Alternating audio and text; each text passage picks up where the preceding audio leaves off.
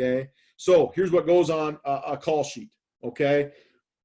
When you figure out, and I encourage everyone to do this, is sit there and break this down into your games and start to collect some, season or game averages over years. At the end of the day, for us, we're going to have possession in 10, 12 to 13 times a game. Okay. We know that we're going to have first and second down calls, second downs that are less than 8. Okay. We're going to get almost 31 of those a game. Okay. 13 plus, so second and really extra long, about 1 call a game. Okay. 8 to 12, you're looking at 8.5, 9 calls a game. And you guys can see, I guess, those numbers here a little bit more. If you haven't done this before, you need to do this. You need to spend time, look at every one of your games, and start to evaluate how many down and distance calls you are having to make.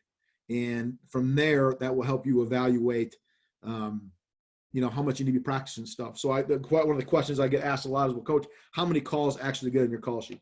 And ours is 90 to 105 different calls. Okay, that's how we do it.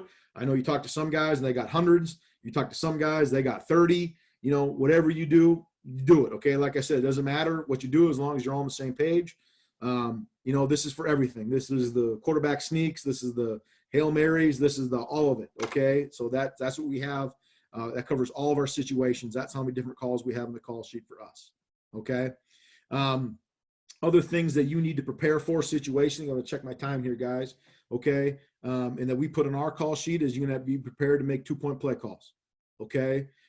From the 3, from the 8, from the 13 to 18, in case you get penalties after the whistle that cause you to be backed up. Never in my life have I thought I would ever have to make a 2-point play from the 18.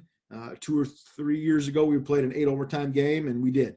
Okay. We took a 15-yard penalty for somewheres during the attempt, and we got backed up, and then we had to go from the 18-yard line, and we had a call at least ready to go. It's hard, guys. That's not a good call to have to make, but we had a call ready to go at least. Okay. What's the last play you're going to call from the 20-yard line?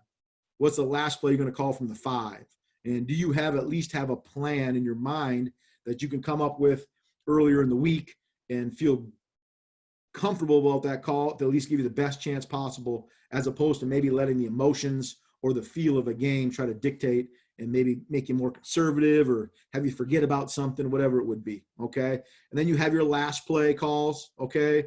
Your Hail Marys. Okay. You have your third to last play when you have a long way to go. Do you have something where, you're on your own 30-yard line? There's X number of seconds left, and you can get yourself 20 yards closer by running this kind of play. Okay. And then on your call sheet, we're going to have a specific 2-minute game plan every week. And we'll have 4-minute calls that we know that if we're up by a bunch and we got to start milking the clock, that's what we want to be able to do. Okay. And then we have the play where, you're up by 1 score. There's 6 seconds left in the game, and all you really got to do is chuck one up and get it out down the field. So Sean, you asked how many 2-point plays do we carry from week to week?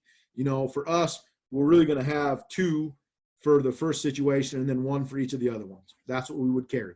Okay. And a lot of times those are coming right off, or they're derivatives of what we would have in the low red zone. That's what we want to be able to do. Okay.